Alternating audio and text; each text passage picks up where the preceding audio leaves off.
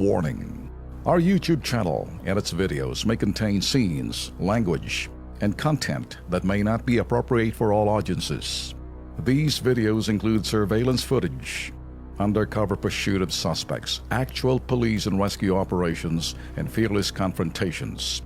If you do not approve of the content, please do not watch our videos. If you wish to continue, we strongly advise that you proceed with caution. Viewers' discretion is advised. Usapang pangit na kalsada ho. Kalsada pa rin tayo. Ang pangit na mukha, to pangit na kalsada. Ayun. Isang barangay ho kasi sa Cabuyao City, Laguna, matagal na raw pong pahirap sa mga motorista sa naturang lugar na maputik po at lubak-lubak na kalsada. Yan pong tututukan ng Kilos Pronto.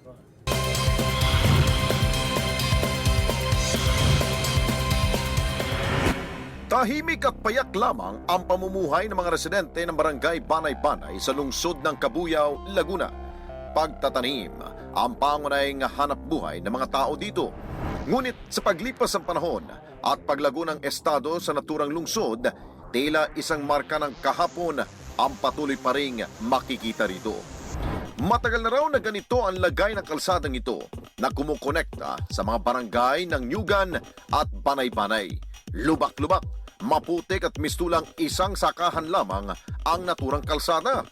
Pahirap daw ito sa mga residenteng dumaraan dito.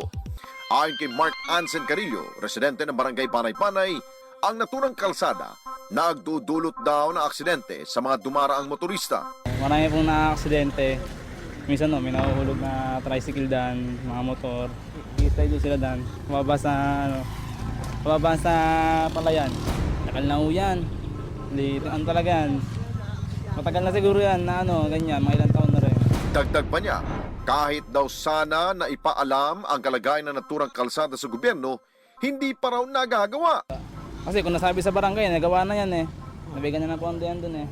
Kaya naman, ang nais sa mga residente rito, bigyan na ito ng pansin at tuluyang isaayos. Gusto ko mapaayos para lahat ng mga tiga dito naikinabang din sa daanan na to. Well, halata naman, Ben, na yung pong lugar na atin pong tinutukoy dito, isa pong barangay road po yun, no? Dahil kita nyo, napakakitid lamang. Siguro, may pangako naman siguro ang mayor dyan. Yun ang problema, no? Sa pangako, tapos hindi tutuparin. Pero sana mayor, mayor ho ng Cabuyao City, Laguna, sana ho ay mabigyan ho ninyo ng kaginhawaan po yung mga motorista ho dyan, pati yung mga lumalakad. Kita nyo, para na hong parang pati kalabaw ho, umaayaw na hong dumaan ho doon. Baka mapilay. Baka mapilay siya doon. Naku po, nakausap pala ho ng Kilos Pronto.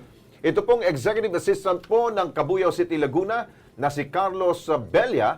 At ang sinabi ho niya, naka-line up na daw ho yung pag-aayos ho ng kalsada. Ang tanong ho natin dyan, Ginoong Carlos Belia, kailan po? Sana ho naman, bago matapos ang taon, ayos na ho yun. Ang gagawin nila yan, tatapalan ng bato. Yan ako naman. Para ipatag tapos buhangin. Pag umulan uli, lubak uli. Wala, ayusin ninyo. Semento. Kung wala kayo semento, asfalto muna. Asfalto, overlaying muna, tapos semento. Ayun. Diba? Ayun, yun. Para Okay. matipid. Matipid.